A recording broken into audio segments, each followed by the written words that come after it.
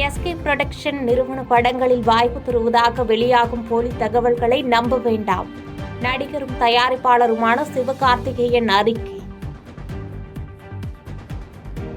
மகள்களுடன் திருப்பதி ஏழுமலையான் கோயிலில் ஆந்திர துணை முதலமைச்சர் பவன் கல்யாண் வழிபாடு.